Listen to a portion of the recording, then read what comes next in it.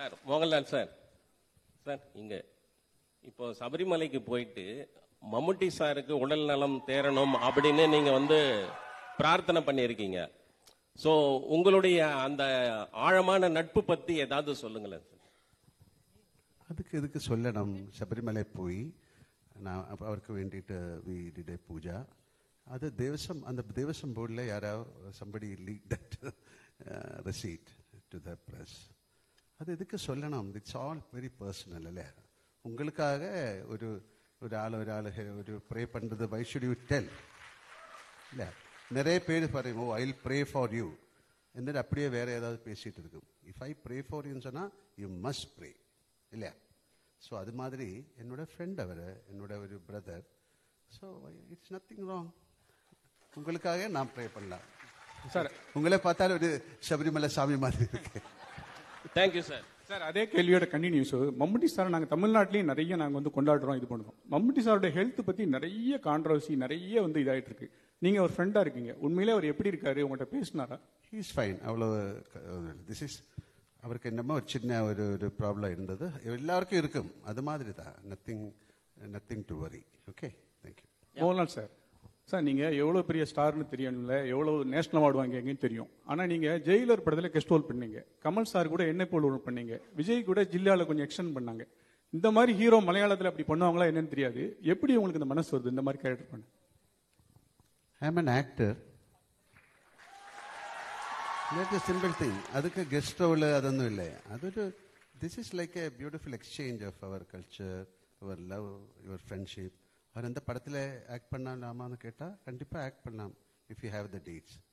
இனி definitely I will work. சின்ன ரோலுக்கு யாராவது கொடுத்தா கூட நான் ஒர்க் பண்ணும், if I get the time.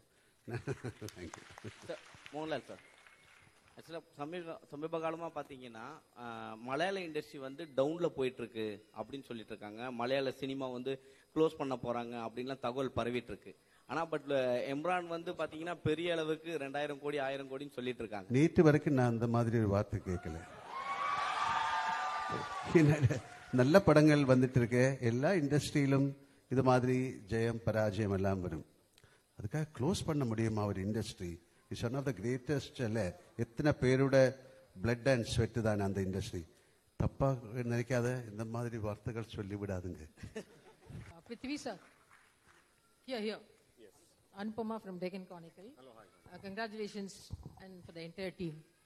From morning, the internet has been buzzing with the news like, the advance booking for Emran is 6.5 lakhs and it has crossed 10.8 crores, which is unheard in even for a Bollywood film. So how do you feel about that? Well, I mean, like just before I came here is when my producer called me and said, we have just crossed 60 crores,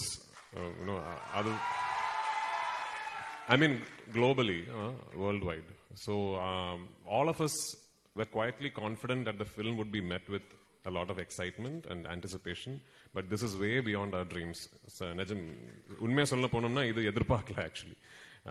Yeah, idu okay, oru very successful film oda follow up and the excitement irukum, all that we knew, but this is just way beyond anything that we could have imagined, and I'm very, very humbled and thankful for it, and I hope on 27th we live up to all these expectations that you have placed upon us.